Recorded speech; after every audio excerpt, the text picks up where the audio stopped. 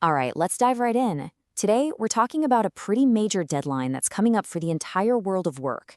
It turns out that 2026 is shaping up to be a huge inflection point for leadership.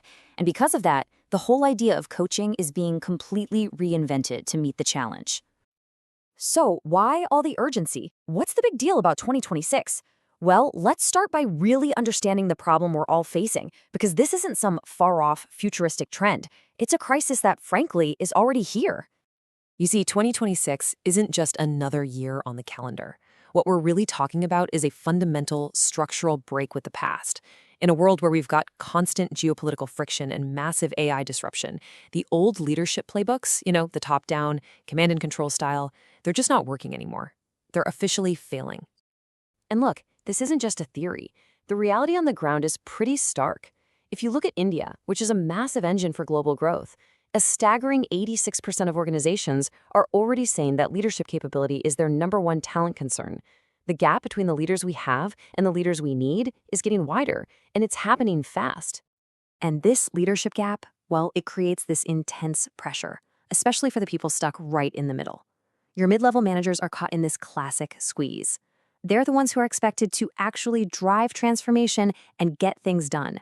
But they're being completely starved of the developmental tools that traditionally have only been for the C-suite. Okay, so if the old model's broken, what's the solution? Well, it's a really fundamental shift in who gets access to coaching. We are talking about moving it from being some exclusive perk for a select few to being an inclusive, powerful strategy for everyone. The core idea here is this huge shift in purpose. Coaching is moving away from being a remedial fix, something you do when a senior executive has a problem. Instead, it's becoming what we need for 2026, a strategic tool for building and developing potential across the entire organization. And you can really see this evolution laid out perfectly here. The audience for coaching is expanding from just the C-suite to include mid-level and even emerging leaders. The goal, it shifts from fixing problems to strategically developing people. And the technology goes from old-school manual tracking to these powerful AI-supported systems. It's a total transformation. And believe me, this is not some niche trend. The global coaching industry has absolutely exploded into a 5.34 times billion-dollar market. That number isn't just about spending money. It's proof of just how strategically important coaching has become to the modern company. So what does this actually look like for a real person? This case study is fascinating. You have a senior tech leader who gets laid off, a shock that, let's be honest, a lot of people are facing. But instead of just updating their resume, they go through something called possibility coaching. It's a whole process focused on auditing their skills to find brand new opportunities. And it worked. They were able to strategically retool and relaunch their entire career into cybersecurity, all in just 4 months. And the data completely backs this up. This isn't just about feel-good success stories. The impact on the whole organization is huge. We're seeing that employees managed by leaders who have coaching skills are 40% more engaged, and they're 20% more likely to actually stay with the company. I mean, those are absolutely massive returns.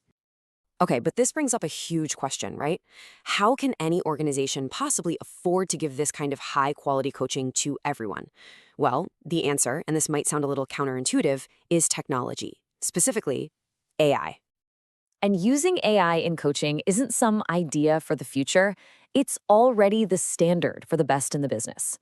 A full 75%, 3/4 of high-performing coaching organizations are already using AI copilots to get better, more efficient, and way more insightful results. And this is the key thing to understand. AI doesn't replace the human touch. It scales it and makes it better. For example, AI can analyze sentiment in a conversation to spot emotional breakthroughs a human might miss. It can use predictive analytics to track progress over time. It can even give leaders a safe space to practice difficult conversations using AI roleplay. It's a game changer. All right, so you see the problem, you see the solution. Now the big question is, how do you actually do this in your own organization? Well, the source material lays out a really clear, actionable, 3-phase playbook to get it done.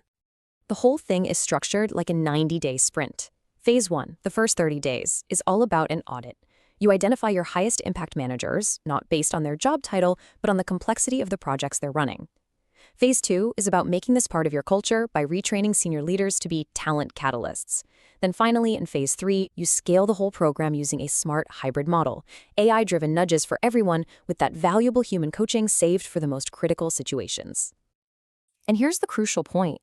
This isn't just about feeling good. It's about driving real, measurable business results. The success metrics couldn't be clearer. You target that 40% higher engagement score in your coach teams, and then you watch your employee turnover costs start to drop.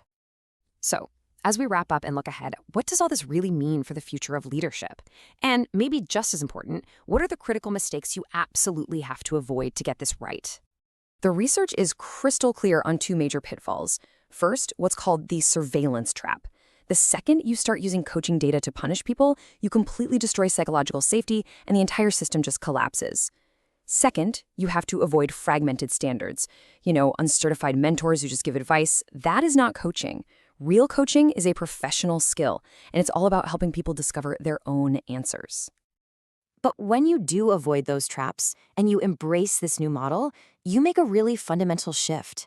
Your people are no longer just a static resource or a line item on a budget. They become your primary dynamic engine for agility and for growth. And that really leaves us with one last powerful question to think about.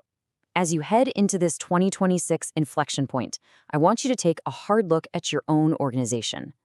Is your current approach to leadership an engine powering you into the future, or is it an anchor holding you firmly in the past?